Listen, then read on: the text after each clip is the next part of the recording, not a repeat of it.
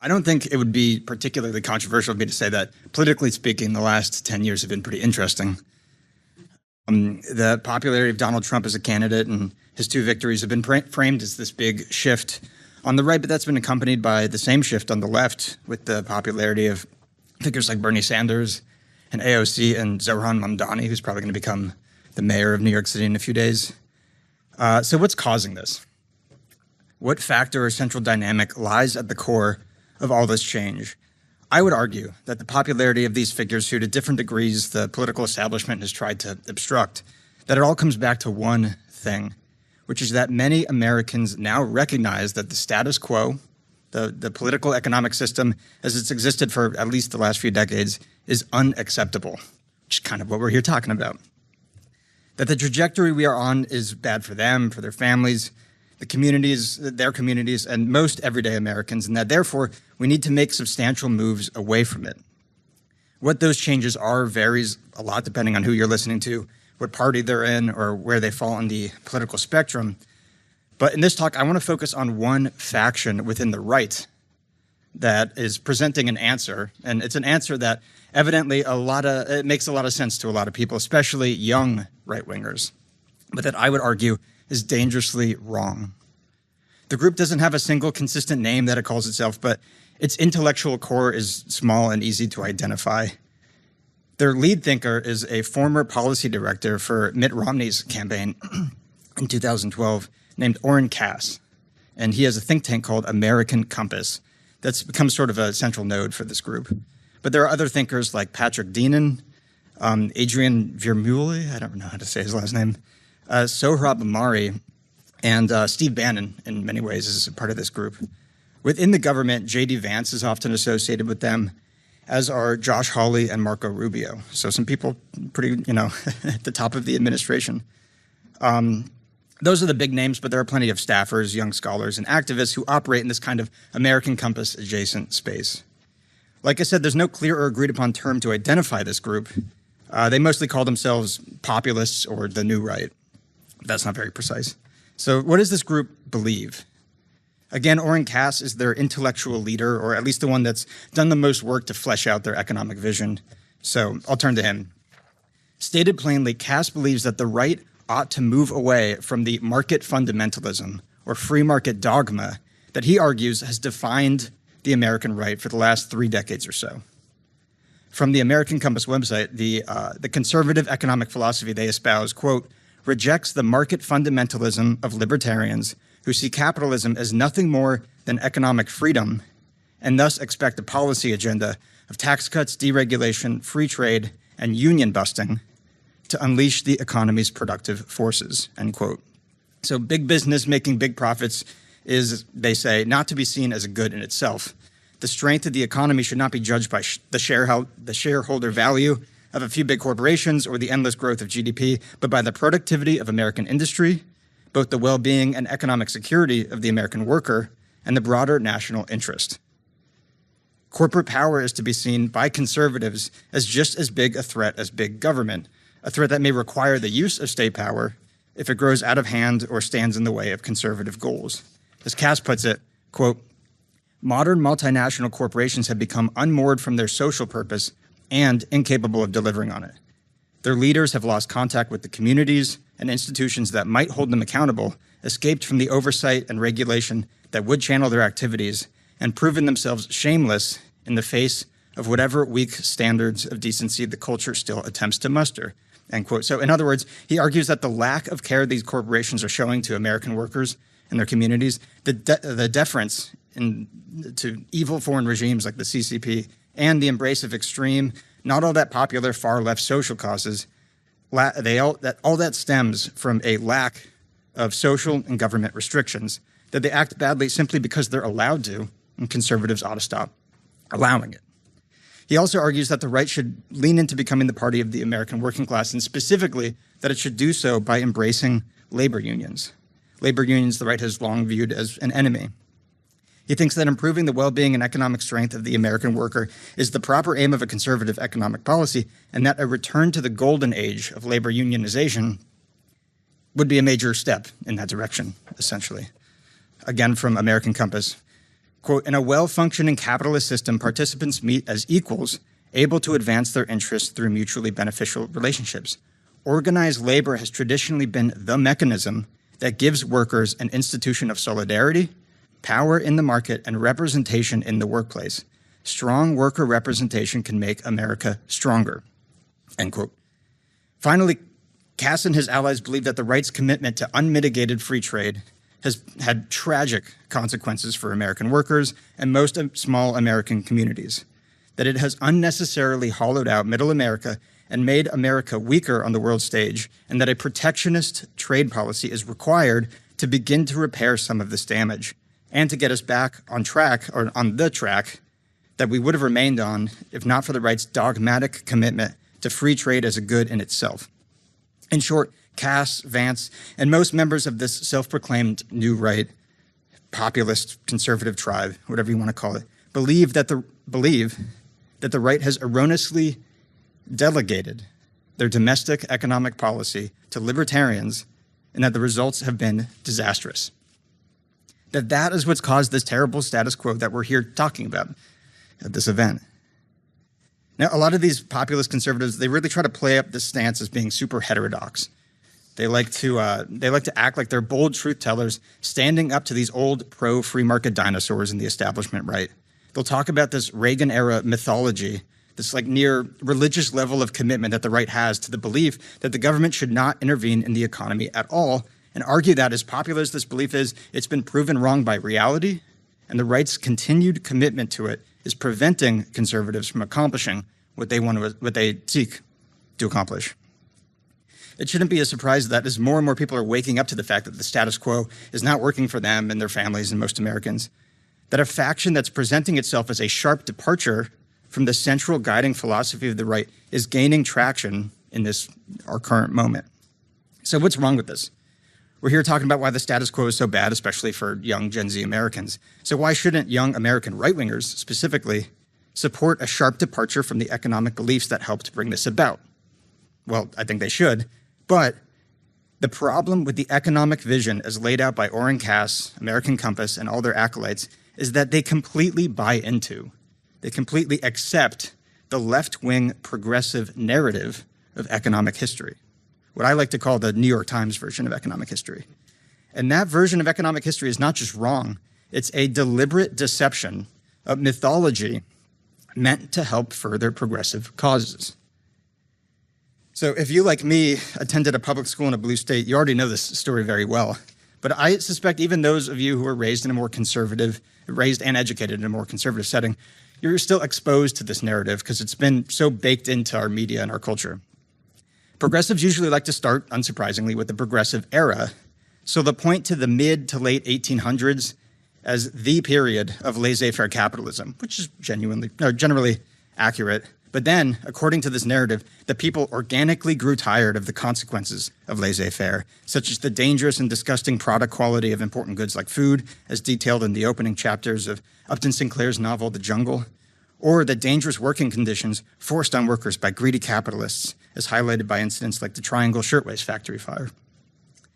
That completely organic grassroots movement rose up and demanded reform. And so the government, reluctantly, took more power over the economy in what's known as the Progressive Era. And everything was almost wonderful, except not enough reform was done to rein in greedy speculators on Wall Street, which led to the Great Depression. Everything collapsed in 1929 and then got worse because President Herbert Hoover, in this narrative, refused to use the government to help, which meant FDR had to come in and, through the New Deal, go to great lengths to help the economy heal. But thanks to Hoover's complete hands-off approach in this narrative, he was barely able to keep the economy afloat until, thankfully, the worst world war in human history came around and rescued the American economy from the Depression. The government's wartime economy worked wonders and helped usher in the progressives' favorite economic period in the post-war years, when, as they love to note, taxes on the rich were very high, labor unions were in their golden age, and the economy was booming. But then, for reasons they'll sometimes blame on the oil shocks in the 1970s, never anything that progressives or the American government did, the economy slumped into a period of stagnation and inflation, or stagflation, which ushered in the Reagan years. Ooh, scary. And crucially, as the progressive narrative has it, During the Reagan years, the entire political establishment completely walked back all the progress progressives had made earlier in the 20th century and forced the country back to a level of unfettered laissez-faire capitalism that has not just described but defined our current system ever since. Because it didn't end with Reagan. George Bush, Bill Clinton, and George W. Bush went even further and made Reagan's system of totally unfettered capitalism even less fettered somehow by cutting taxes, eviscerating the welfare state, and ushering in a globalist neoliberal trade regime that left American workers defenseless on a global market full of hostile foreign regimes and people in developing countries willing to work for far lower wages. Then, of course, the return of laissez-faire capitalism blew up in everybody's faces when the housing bubble collapsed and the country was plunged into the Great Recession. The government was so committed to laissez-faire capitalism that they forced the American people to bail out the banks, and the people got angry and protested, and eventually they occupied Wall Street. Protesters on the left rallied around Bernie Sanders and later AOC, and the Tea Party protesters on the right continued their rejection of the conservative establishment by rallying around Trump, blah, blah, blah. Now we're here. That's the narrative that progressives like to push. And they like to push it not just because it paints them as the heroes of history, pushing the country forward against a government that is almost cartoonishly reluctant to take any power or do anything whatsoever. They push it because the obvious takeaway from it, the obvious next correct step for the country is to embrace what progressives are saying. Reject laissez-faire once again and return to the high-tax, industry-heavy economy with a vigorous welfare state and extensive union participation that had this country on a great economic trajectory until Reagan and Bush and Clinton came in and ruined it. Now, for most people, the political group they identify with is primarily a social calculation. But when it comes to the ideas that people subscribe to and defend, when it comes to their worldviews, most people arrive at those ideas through narratives, not logical arguments, as much as we may wish that was the case. It's not if A is true and B is true, then C is true. It's more like if A happened, which led to B, which now needs to lead to C. So progressives are, as I define it, therefore, people who subscribe to the narrative I just laid out, at least in a general sense, and the policy vision implied by that narrative. Meaning, Oren Cass and the group he's built up and organized around American Compass are progressives, at least on the economic front. They subscribe to the same historical narrative and largely advocate for the same kinds of economic policy. It's actually funny, I was researching this and I read an interview that Vox, the left-wing progressive website, did with Oren Cass. And the interviewer, he keeps interjecting at the end saying, I'm confused, this just sounds like democratic socialism. And Cass was like, well, no, we're socially conservative, we don't like abortion. And the interviewer, he didn't seem very convinced that that meant that they weren't democratic socialists. But also many progressives are thrilled with these guys. There's an article in the New York Times called Republicans Against Inequality, where the writer is telling Times readers like, hey, I know you might be skeptical of this new breed of Republicans, but they really are serious, and it's a sign that everyone's finally starting to admit that we're right, that it's time to move away from the laissez-faire approach. It's also probably worth mentioning something that made headlines a few years ago, which is that American Compass is funded in part by two left-wing philanthropies, the Omidyar Nexus, it's kind of hard to say, and the Hewlett Foundation. But I don't believe in pure guilt by association. I'm not arguing that these guys are wrong just because some people on the left say that they're right. The reason that right-wing progressives are wrong when it comes to most of the economic policies they advocate for is because the left-wing progressives are wrong too. Almost the entire progressive narrative that I laid out earlier is wrong. The story that leads people to think that laissez-faire capitalism, that totally unfettered markets, free markets, is the current economic setup that the country must move away from, if we want to truly reject the status quo, that's far more myth than fact. And that starts with the progressive era, right at the beginning. The whole idea that it began because the public rose up and demanded reform is a myth. Gabriel Kolko, I think I'm saying that right, is a historian that did a lot of great work exposing this, and that work was built on really well by Murray Rothbard in his book, The Progressive Era.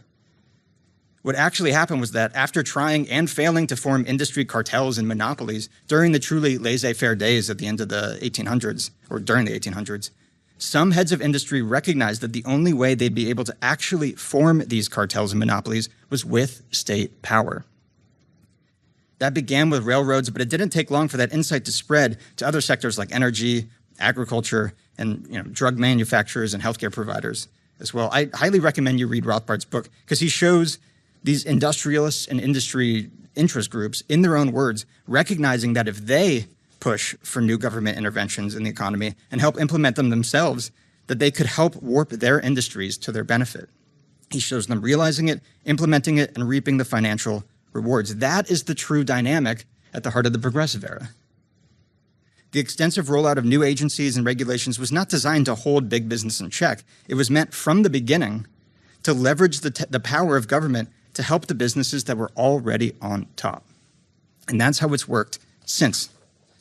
Moving on and moving quickly, the Great Depression was caused by the government's credit expansion in the 1920s and then greatly exacerbated by FDR and, yes, Hoover too. Both presidents intervened heavily in the economy and did so in a way that prevented the economy from correcting itself.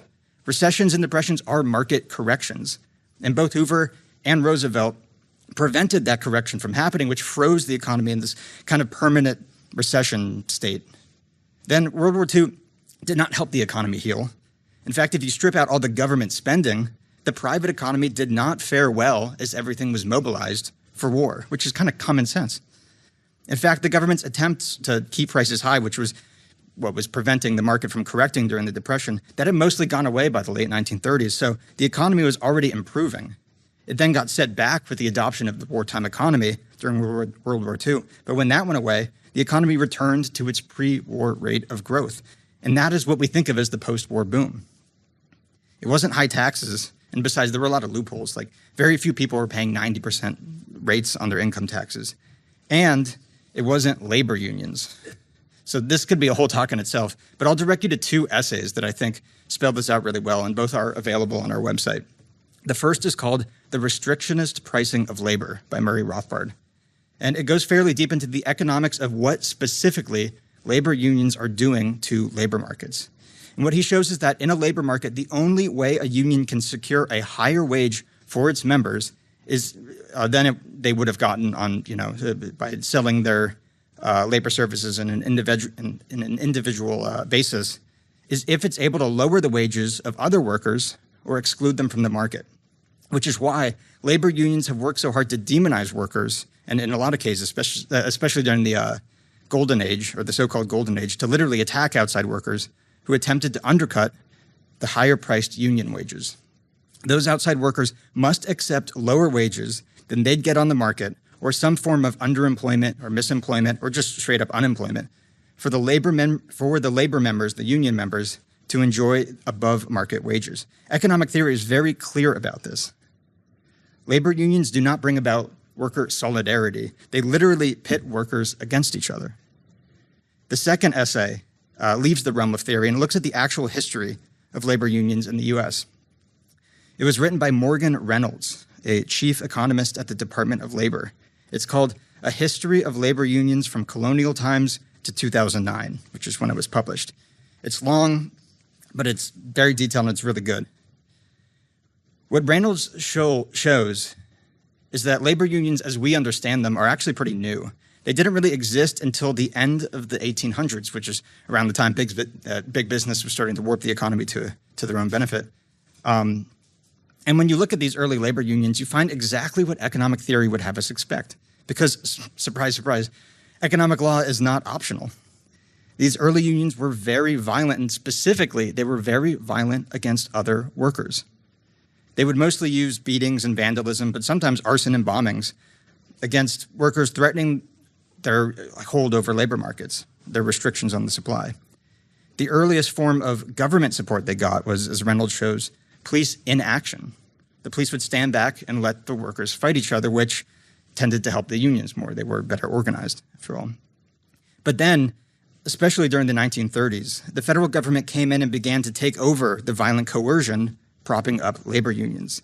Some of the most important bills to that end were the Davis-Bacon Act of 1931 and the Fair Labor Standards Act of 1938, which criminalized lower-paying jobs, driving non-union workers out of many markets. The Norris-LaGuardia Act of 1932 gave unions a level of legal immunity enjoyed by few non-government entities and declared all non-union employment agreements unenforceable in federal court. The Wagner Act of 1935 gave unions extensive leverage over employers in exchange for some government control over the election of union leadership. So the government came in and helped unions bring about a restrictionist price of labor far beyond the level that they could achieve with threats, violence, or social pressure. And that's what helped usher in the post-war golden age of labor unions. Because, of course, the federal government helping to prop up union wages was good for workers and unions, but it wasn't good for all workers. In fact, it was bad for many. Okay, now let's get to the 70s and 80s, the period that's probably the most important to understand if we really want to see meaningful economic improvements in this country. First, it's important to mention an event that's always left out of the progressive narrative, but the consequences of which are nearly impossible to overstate. And that's when President Nixon suspended the dollar's tie to gold. That was a complete government takeover of the value of money. And because money is half of every transaction that happens anywhere in the economy, it's hard to emphasize enough just how big of a power grab this was. Taking full control of the money allowed the political establishment to supercharge the rackets they had been building up and carrying out since the Progressive era, designed to move as much of our money as possible into the pockets of well-connected companies. It's no coincidence, that most of the economic trends that progressives and really everybody doesn't like when it comes to economic mobility, income inequality, the impossibility of maintaining a family on one income, the hollowing out of middle American communities, even your statistic about marriage age, it's not a coincidence that they almost always go back to the 1970s. Then in the 1980s, you have the birth of bailout culture, with the government's bailout of Continental Illinois, a bank the government determined was too big to fail. At the same time, and mind you, this is all during the Reagan years when the progressives were saying it was just an era of small government. At the same time, the Federal Reserve, the central bank, came under the control of Alan Greenspan. And what Greenspan did, or really helped to do, is very important to understand. It's something I highly recommend you read more into. There's a few books I'd recommend. There's one, I think it's fairly new, called What Went Wrong with Capitalism by Ruchir Sharma. And it gives a good overview of the history here. David Stockman has a book called The Great Deformation that gets into this as well. And then we publish a collection of essays by Murray Rothbard called Making Economic Sense, and a lot deal with this era. So what Greenspan did in response to the stock market crash of 1987 specifically is he made it clear to the financial industry that he would use the awesome power of the central bank to serve as a source of liquidity and support for the financial system. And that support really didn't go away as the bad times following the 87 crash ended. This has come to be known in sort of the popular lexicon as the Greenspan put, and it helped usher in our current era of what some people call financialization. Wall Street's evolution from simply being a way to invest in some companies as one of many alternative investments to becoming, in many ways, the center of the economy was not some natural market move based solely on people's preferences. It came from Greenspan's Fed and Reagan and then Bush Sr.'s Treasury departments combining their new bailout philosophy with an era of easy money to bring about what was, in effect, a wartime economy, but not to defeat some foreign enemy, but to prop up and support the financial sector. We are still living under that system. Then more in the 90s came the so-called free trade agreements. As Peter Klein, who's one of our senior fellows, as he's written, economists and politicians have two very different definitions of free trade. For economists and most people outside of DC, free trade simply means an absence of government interference with foreign trade. But to politicians and government officials, free trade, it refers to complex agreements that only come about after governments negotiate thousands of pages of tariffs, taxes, and subsidies designed to warp trade to their liking. Add to that the ideology of globalism, which holds that international markets and peaceful cooperation can only come about through top-down global governance enforced and secured by a global superpower, and you start to understand how our government has tried to warp these trade agreements. Our trade policy in recent decades has not been based on the idea that Americans should be allowed to buy what they want and sell to whomever they like. It's been defined by government-brokered and government-subsidized trade enforced by multinational organizations like the WTO, the World Bank, and the International Monetary Fund, all backed by the globe-spanning power of the United States military. A few libertarians and free market advocates like Rothbard and Lew Rockwell, our founder and chairman, saw the post-Cold War trade deals for what they were back then, an effort to take legislative and judicial authority away from states and localities and to instead centralize all that power into multinational organizations ultimately controlled by Washington, D.C., and acting in the interest not of the American people, but of the Washington establishment and their allies in various industries. So some free market advocates understood that this was just another example of the government warping the economy to benefit itself and the well-connected. But many, arguably most, went along with it simply because the government called it free trade. And it's not just trade. Remember how progressives presented all of this, everything we talked about, the crony departments and regulations that have been building up for over a century now. And despite what progressives say, Ronald Reagan and Clinton and Bush, they did not wipe it out. They only expanded it. Legislation that institutionally pits workers against each other, which also hasn't gone away. The complete control the government now exerts over money. The artificial propping up of the financial sector. The trillions of dollars in entitlements that the government sends to keep some of the people they're ripping off afloat, while also making them dependent on the current level of government power.